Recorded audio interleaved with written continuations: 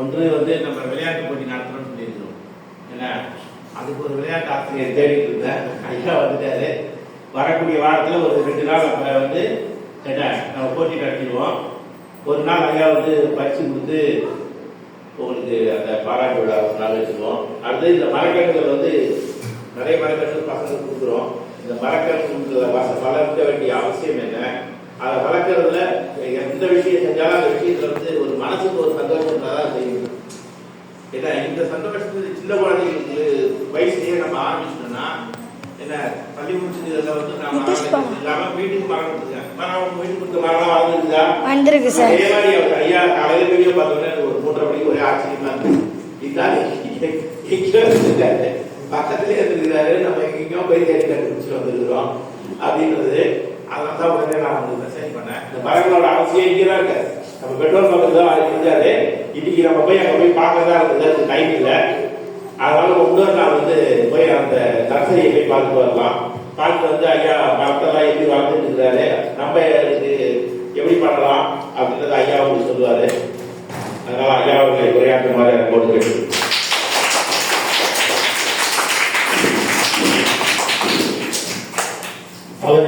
ஆசிரியர்களுக்கும் மாணவ செல்வர்களுக்கும் அனைவருக்கும் எனது வணக்கத்தை தெரிவித்துக் கொள்கிறேன். சந்தோஷமா இருக்குது இன்னைக்கு இதெல்லாம் பார்க்கறதுல. ஏன்னா இந்த அளவுக்கு சின்ன வயசுலயே ஐயா பார்த்தீங்கன்னாக்கா இந்த மரம் எப்படி வளர்க்கணும், என்ன அதோட நன்மைகள் எல்லாம் இந்த 1ஆவதுலேயே உங்களுக்கு சொல்லி கொடுத்துருக்காங்க நம்ம ஐயா. நான் வந்து ரொம்ப பெருமைப்படுறேன் ஐயா வந்துச்சு. ஏன்னு கேட்டீங்கன்னா இந்த மரம் வந்து இந்த ஐயா வந்து இப்ப சொல்லி கொடுத்துருக்காங்க எப்படி வளர்க்கணும் என்ன அப்படின்னு. இது வந்து மரம் மட்டும் இது வளர்றது இல்லை. இந்த மரத்தை நீங்க வந்து வளர்க்க ஆரம்பிச்சாலே உங்களுடைய ஒழுக்கம், உங்களுடைய பண்பு எல்லாமே அதுவும் வளர்ந்துட்டு தான் அர்த்தம். அது வந்து ஐயா வந்து எடுத்த முடிவு வந்து ஒரு நல்ல முடிவு. இந்த சின்ன வயசுலயே உங்களுக்கு வந்து இவ்வளவு பெரிய ஆர்வத்தை வந்து தூண்டி இருக்கிறாங்க. முதல்ல ஐயாவுக்கு நான் வந்து நன்றி தெரிவிச்சுக்கிறேன். இங்க வந்த உடனே பாத்தீங்கன்னா வந்து ஒவ்வொருத்தவங்க நீங்க ஏதாச்சும் 2 வரையும் பேசுங்க அப்படின்னு சொன்ன உடனே எல்லா மாணவருமே போட்டி போட்டுட்டு நீங்க ஒவ்வொருத்தருமா வந்து இங்க வந்து இந்த மரத்தை பத்தி பேசுறது இன்னும் ரொம்ப சந்தோஷமா இருக்குது. ஐயா வந்து இந்த அளவுக்கு வந்து உங்களுக்கு வந்து சொல்லி கொடுத்துருக்காங்க, இருந்திருக்காங்க. அப்புறம் வந்து உங்களுக்கு வந்து வகுப்பு ஆசிரியர்களும் இந்த அளவுக்கு உங்களை ஊக்கப்படுத்து நினைச்சா ரொம்ப பெருமையா இருக்கு. அந்த டீச்சருக்கு நான் வந்து ரொம்ப நன்றி தெரிவிச்சுக்கிறேன்.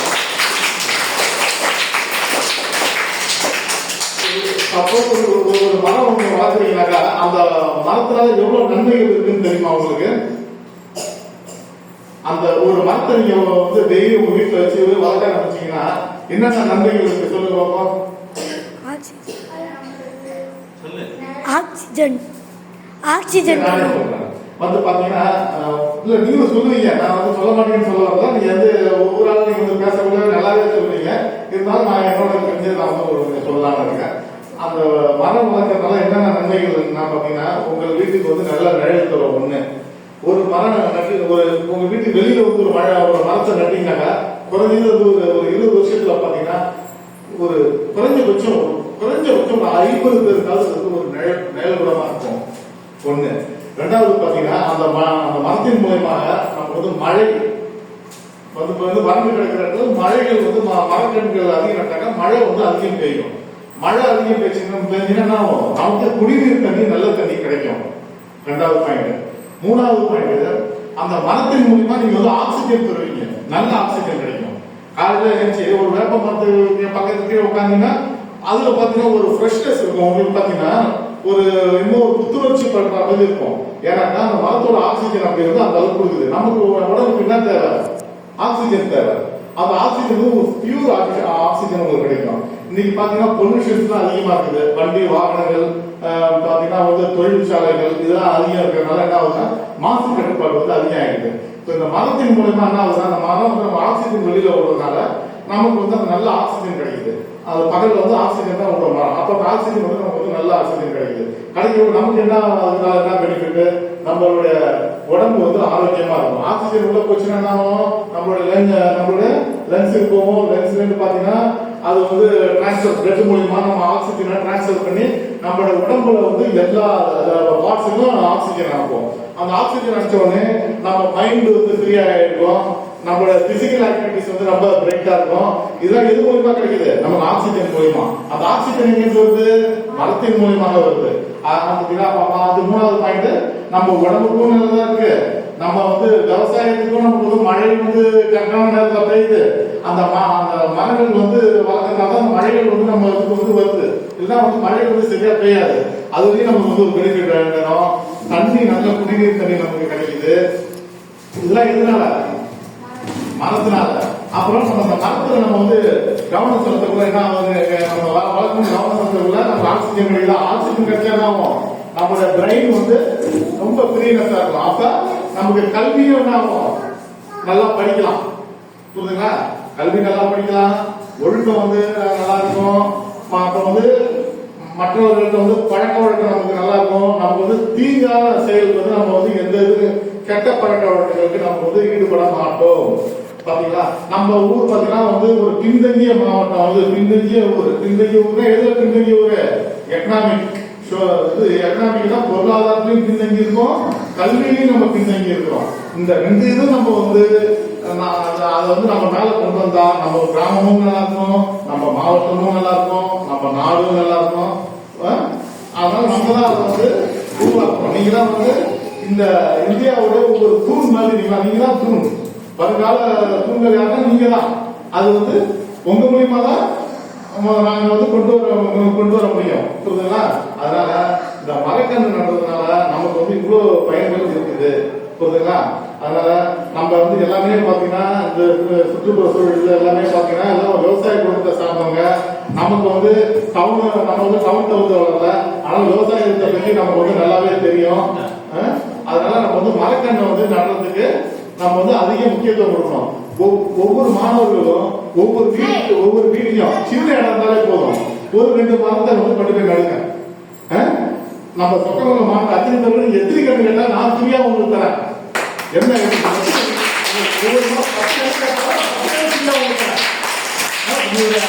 அப்பாவோ அம்மாவோ கூப்பிட்டு 4 மரம் நடுங்க, எங்க வீட்டுல மரம் நடுங்க அப்படின்னு சொன்னீங்கன்னாக்கா உங்களுக்கு வந்து நல்ல மரமாவே தரேன், நல்ல டிப்பர் வுட்டாவே தரேன். டிப்பர் வுட்னு கேட்டீங்கன்னா இந்த மாங்கனி, வேங்க, தேக்கு இந்த மாதிரி மரம்லாம் உங்களுக்கு வந்து நான் வந்து ஃப்ரீயாவே உங்களுக்கு கொடுக்குறேன். உங்க வீட்டுல வந்து அதை வந்து நீங்க வந்து நடணும்.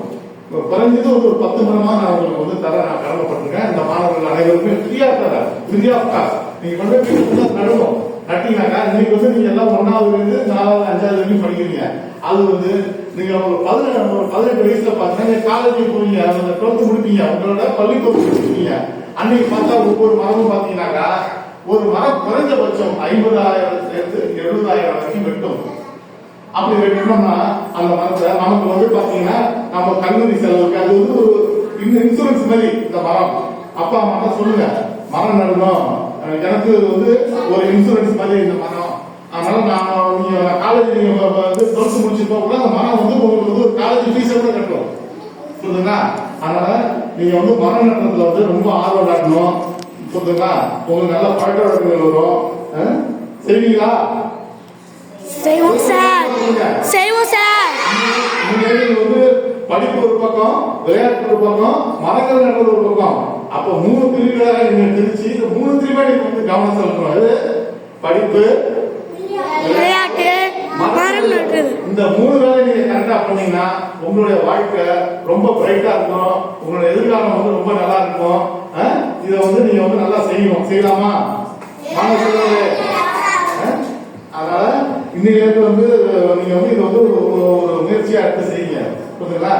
நம்ம ஆசிரியர் வந்து தலைமை ஆசிரியரும் உங்களோட வகுப்பு ஆசிரியரும் ரொம்ப வந்து உங்களை வந்து ஒரு மோல்டப் பண்ணிருக்காங்க. நல்லா மோல்டப்னா ஒரு சுற்றுப்புற சூழலை வந்து சின்ன வயசுலேயே உங்களை வந்து ஊக்குவிச்சிருக்காங்க. உங்களுக்கு வந்து இந்த அளவுக்கு இந்த சுற்றுச்சூழலை பத்தி பேசி நான் எதிர்பார்க்கிறேன். நல்ல அருமையாக பேசுனீங்க. மாணவ செல்வங்கள் எல்லாருக்கும் ரொம்ப நன்றி.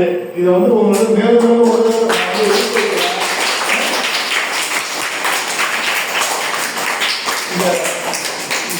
மரக்கன்றுகள் எது சம்பந்தமாக மர சம்பந்தமாக நீங்க எப்ப வேணாலும் உங்களோட பேரண்ட்ஸோட வந்து அணுகலாம்.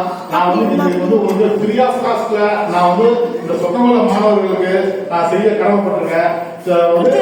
ஆர்வம் உள்ள மாணவர்கள் என்கிட்ட வந்து நீங்க வந்து இலவசமா கண்டு பெற்றுக்கொண்டு உங்க வீட்டில் நீங்க நடலாம். எனக்கு தமிழ்நாட்டை சேர்க்க வாய்ப்பு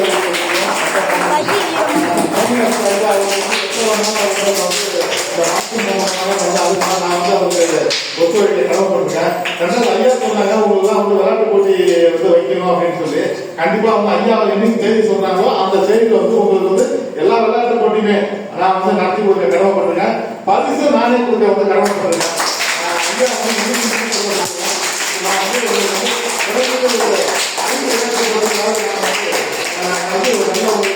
ஐயா நல்ல பரிசு ஐயா கோரிக்கை வந்து நான் கண்டிப்பா நான் செய்ய கடமைப்பட்டிருக்கேன். இதை நான் வந்து கண்டிப்பா வருங்காலத்தில் நீங்க வந்து தேசிய அளவுல வந்து ஒரு முதல் மாணவனா ஓட்டப்பந்தயத்திலா இருந்தாலும் சரி, செஸ் சாம்பியனா இருந்தாலும் சரி, ஸ்விம்மிங்கா இருந்தாலும் சரி, உங்களுடைய முயற்சிகளை வந்து இப்பயிலிருந்து நீங்க வந்து ஊக்கப்படுத்தணும்.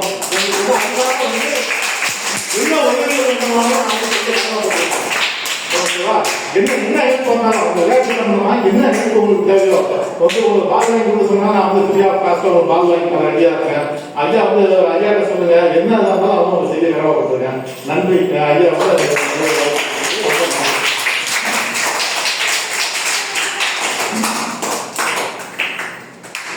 நன்றி, வணக்கம். நேற்று தான் எங்கள் பசங்கள்லாம் போயிட்டு சிதம்பரத்தில் போட்டியில் கலந்துட்டு ஜெயிச்சுட்டு வந்திருக்காங்க. யார் யார் பார்ப்போம் நீங்கள் சிதம்பரத்துக்கு விவேகா அப்படின்னு ஒரு தொண்டு ஒரு நடத்துனாங்க. லேட்டாக சொல்லிட்டு இருந்தேன். சரி எல்லாத்தையும் சேர்த்து வச்சு இந்த போட்டி நடத்தி எல்லாத்தையும் சேர்த்து வச்சு பிரைஸ் கொடுத்துருவோன்னு. ரைட் என்னன்றது அடுத்த வாரம் நம்ம போட்டி நடத்தும்போது ஐயாயிரத்தை சொல்லிட்டு செய்வோம். அந்த பையன்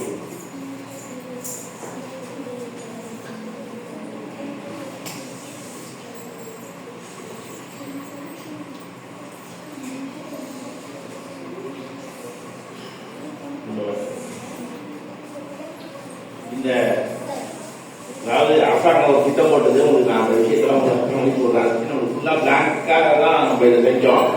அவங்க என்ன சொல்றாங்கன்னா இந்த மரம் வைக்கிறதுல ஒரு 4 ஸ்டெப்பு இதை எப்படி கொண்டு போகணும் அப்படின்னு நிறைய விஷயங்கள் சொல்லியிருக்கிறாங்க. அதுக்கு இதை கொடுங்க அதை கொடுங்கன்னு சொல்லியிருக்காங்க.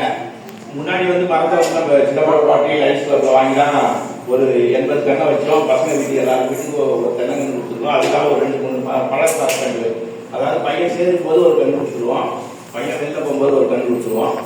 இதை இதுல ஒரு விஷயம் என்னன்னா நம்ம கொடுக்குறோம்னு சொல்றதுக்கு வந்து அவங்க வாங்கிக்கிறது எல்லாம் தயார்.